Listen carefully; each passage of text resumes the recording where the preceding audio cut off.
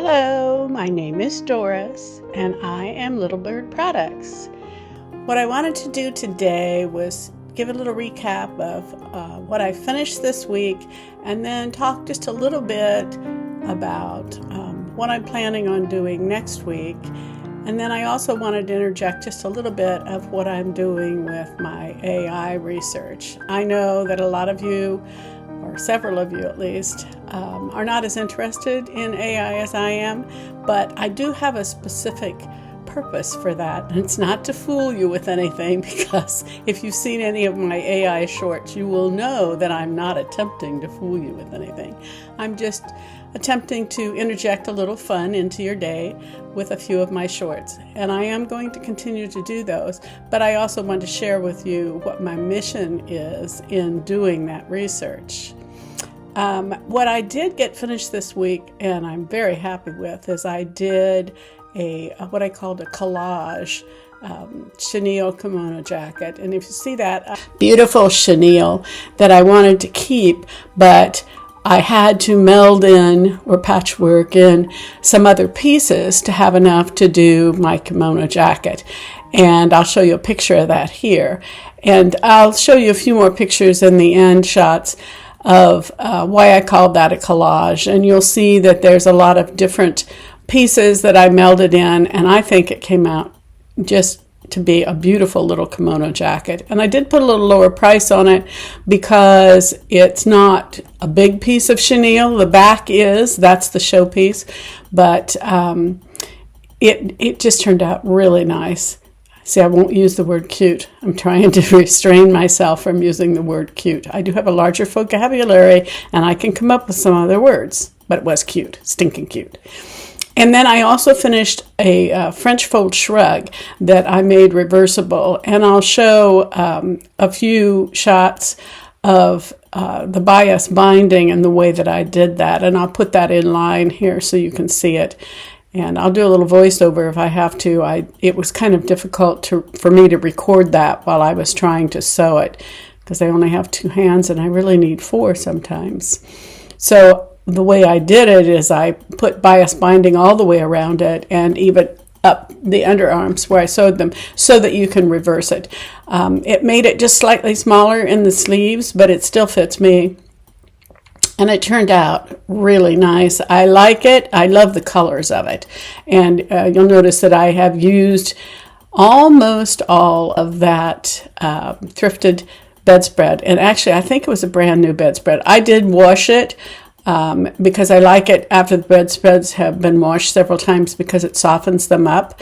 But it turned out pretty distinct and, very unusual, I think. So it will take a certain kind of person to want to wear that style, but the colors are beautiful. And I do have another piece of that bedspread that I cut into a hoodie jacket, and I may try to get that made this week, but I've kind of veered off of those things for a while because I have some upcycled jackets that I want to do, and I'm working on one that's black and white or black and cream, and it has giraffes on it. So I have that cut out, and I'm hoping I can finish that. If I do get it finished, I will put a shot in the end of some pictures of it. I think it's beautiful. And then I have hanging up, I have 4 different graphic shirts, tunics, that I want to get made this next week. I'm trying to be a little more realistic about what I'm getting done and what I have to do so I can get some things done. I do tend to follow the squirrels down the rabbit hole like that. I'm into animals now. And I use some of them as my models for AI. So I've had a fun week. I've been more productive than I have in the last few weeks, but January is not my productive month. It's my month to have fun and to look for new things. So I'm happy to say I have done a lot of that. I had a lot of fun. Back to AI, I did want to share with you part of my reason for, working with Grok and going down that, following the squirrels, I would say, down that rabbit hole. I have a friend that I've been helping with some of her booths, and I think I mentioned in a prior video that I am going to do a craft show with her, actually help her with her booth. I'm not taking my things, but in Lubbock. And that's going to be fun, I think. But what we wanted to do, because it's supposed to be a pretty busy show, a lot of people, and with just the two of us in the booth, she's an author, and she's coming out with her fourth in a series of her Tooth Collector books. And we wanted to have a running video of her making her fairy doors, because she also hand makes fairy doors, and she has a couple saws, and she does some painting, and they are just beautiful, and they're usually quite a hit. They draw people into the booth. And what we plan on doing is having a laptop or an iPad with a running video. And what we're going to be doing is I'm doing a video of her making her fairy doors, and we're going to have that running. And then on another system over by her books, we're going to have her characters. This is what I'm using Grok for. We're going to have her characters animated so that you can get a little snippet of what her characters look like in her book. So that if she's busy, if we're taking money or helping other customers and we can't personally talk about the stories behind her books, we'll have a little video running. And that's what I've been doing using AI for. I have one of her first character in her book, Bettina, flying and holding a tooth in her hand, and few little storylines behind her books. And so what we plan on doing, or what I plan on doing, is putting a little videotape together of her AI animated characters, so a little of their personality, and that'll be running behind her books. And we're going to see how that works out. So I've been messing around, playing around with Grok. The other thing that I've been using AI for, and if you looked at any of my shorts, you'll see that, it's to do kind of a fun thing with, I call them my models. And I'm making these, what's called anthropomorphic. That's kind of like, it's giving human characteristics to animals. I have a zebra. I have a cute, what I think is I almost said cute. I have a beautiful giraffe, walking down a fashion show runway, modeling, one of my jackets. Now, I won't be using these for Etsy or anything, because what AI does is I show them pictures of my jackets, and I have to tell a little story about what animal I want to use, and I'm still working on that, how to do it.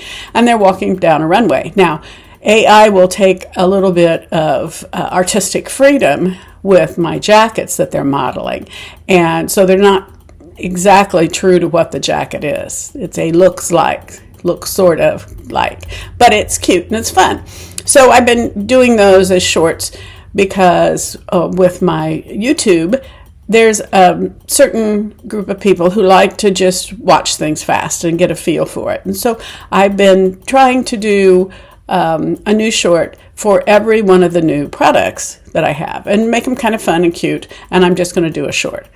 And what I've decided to do is I'm not going to put them in my regular post to YouTube, so that if you want to see my AI work, you can go to my shorts and see it there. If you don't want to see it and you're just interested in sewing, then my long version, are the things to watch. So I am going to put in the end of this pictures of the things that I've made this week, so you can see them all together, and you can see me fancy dancing around, and you don't have to look at my anthropomorphic animals if you don't want to. Or you could think of me as the comedic version of the human animal dancing around in my things that I make.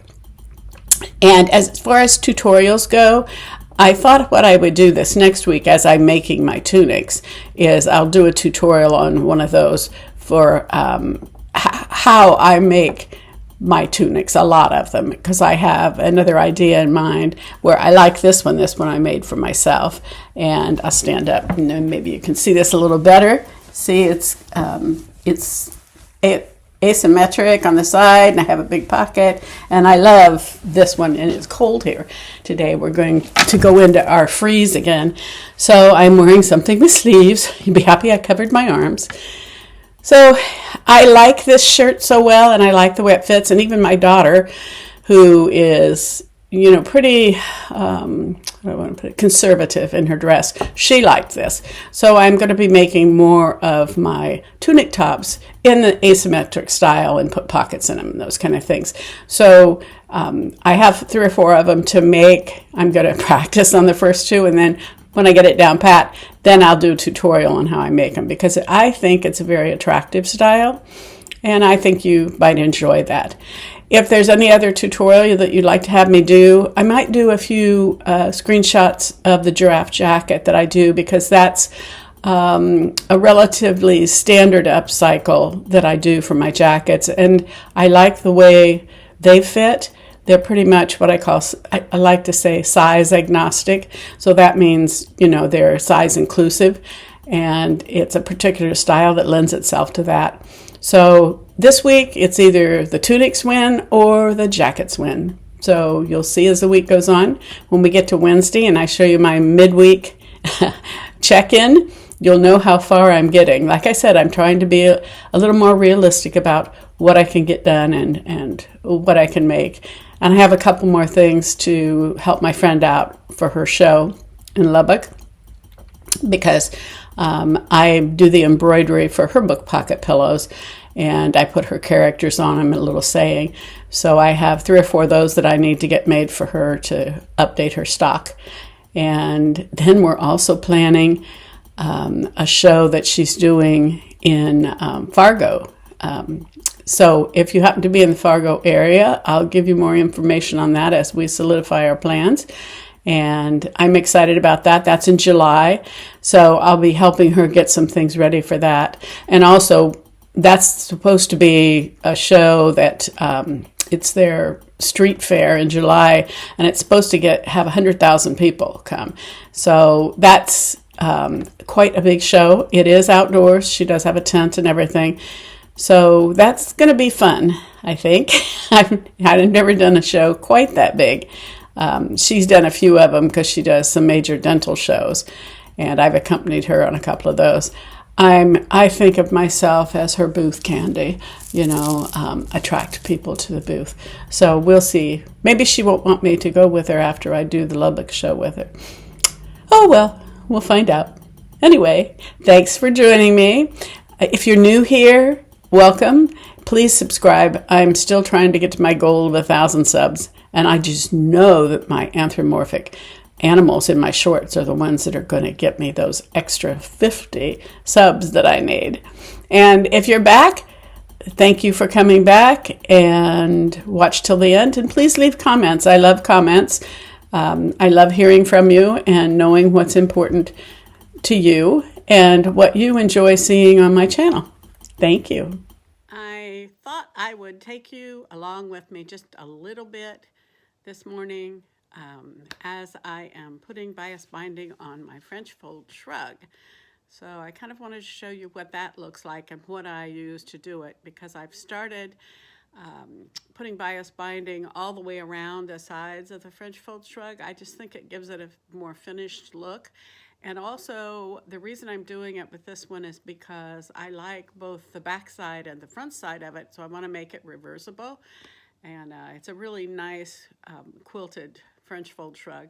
So I thought I'd take you over the sewing machine, and hopefully I can do a little snippet and show you how I sew it and make it a more finished jacket. Mid sewing project, and you can see I have the bias binding clipped all the way around the sides, and I have this special foot that I use for a stitch that I use, and here I'll show you that. The stitch that I use is this one right here, and you can see it takes a G foot, okay, and this runs along the outside edge, and this goes that way. And so if you look at this foot, it holds it down that way. And I like it because it'll run along here, and then it goes out like this a little bit. And it catches my bias binding really well. You don't have to have that kind of foot. You just need to experiment with it a little bit. You don't even have to have that kind of stitch. But what you want to do is stitch along this edge. There's a special way, and there's some videos that you can find on how to turn these corners down. I am by no means an expert at this. Sometimes I cheat and I finish this end and then I start this end over it. And I like this taupe color, and I love this. And if you look, the color of the other side is a solid aqua, and I like that, so that's why I wanted to make this reversible. I'll take a few stitches here and show you what this looks like sewing, but because I don't have the right kind of thing to hold my phone, it's going to be a little difficult, and I don't want to mess it up. See how that is? And it just holds it down and sews it along there. And then you can see how that stitch goes. It looks pretty good. Like I said, I'm not an expert, but I like the way it looks. From here, what I do is I wrap these around, and then I make this a pocket here at the top to do the wraparounds. And I love the way it looks with the bias binding. And I'll turn you around and show you the back. And I love the way the back looks. And what I'm going to do is I have some other material that I can take. This is a little stiff because it's only been laundered a couple of times because it was new to start with. So I'm going to turn it around and show you what the reverse side looks like. And I'm thinking about making this a little longer in the back. I have some silk pieces. I'm thinking about doing it about 6 inches longer so it hangs down in the back. And those pieces are kind of this khaki colored beige, and I think that'll look really cute. But I'll turn it around and show you the reverse side, and then I'm going to get those pieces out and make a ruffle, I think.